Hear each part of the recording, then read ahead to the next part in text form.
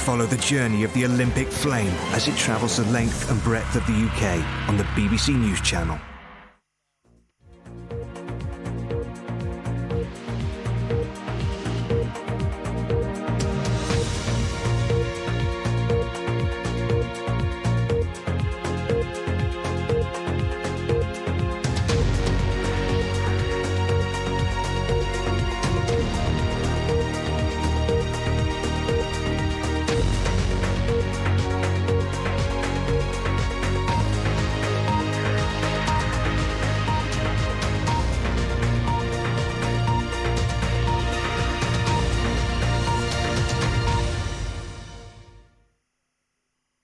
Over phone hacking, some of the biggest names in British tabloids are to go on trial.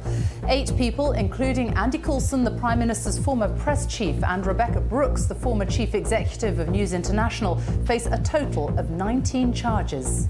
6 of the accused will face charges over allegedly conspiring to hack into the mobile phone of the murdered schoolgirl, Millie Dowler. The deepening financial crisis in Spain has a knock-on effect across Europe. Now even Germany's economy is under the microscope. 1,200 extra troops will be drafted in to protect Olympic venues as the government says it doesn't want to take any chances.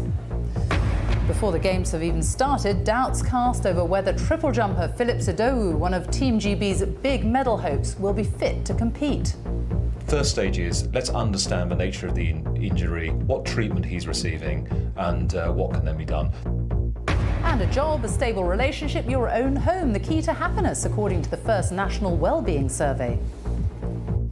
And coming up in sport on the BBC News Channel, the British Olympic Association await a response from Philip Sidowu before deciding his Olympics fate. Second round in 17.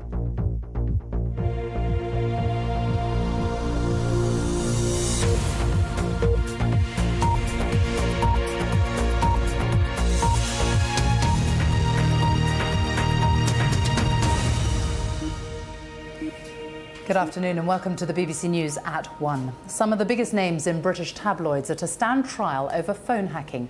8 former employees of News International, including Rebekah Brooks, the newspaper group's former chief executive, and Andy Coulson, who became the Prime Minister's chief media advisor, were told this morning that they will face a total of 19 charges.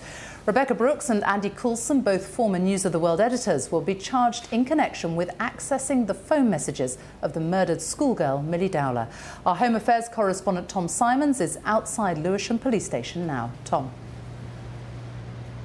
Yes, the Crown Prosecution Service has been considering files of evidence for some weeks now. Its final decision came at 11 o'clock this morning. Those involved were informed shortly beforehand that they were going to be charged, and so the criminal process starts here. It has taken 19 months and the labours of up to 100 police officers.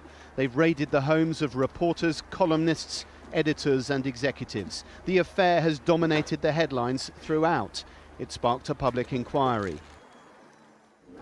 But for the accused, today was D-Day, and now they have the news they've been waiting for. All the evidence has now carefully been considered. Applying the 2-stage test in the Code for Crown Prosecutors, I have concluded that in relation to 8 of those 13 suspects, there is sufficient evidence for there to be a realistic prospect of conviction in relation to 1 or more offences. The police operation, codenamed Wheating, has resulted in charges against some of the biggest names in tabloid journalism. Andy Coulson, once editor of the News of the World, once David Cameron's communications chief, is on the list. He faces 5 counts related to phone hacking. Rebekah Brooks, the former chief executive of News International, is facing 3 counts. Both she and Andy Coulson have also previously been charged with perverting the course of justice. For private investigator Glenn Mulcair, this is the second round of criminal charges. He faces... Because he's royalty. True romance. I've never met royalty before, Porter. Well, except for the Sofa King. I now pronounce you a queen. Slash Pluton. Yes! Next! Porter, please help me.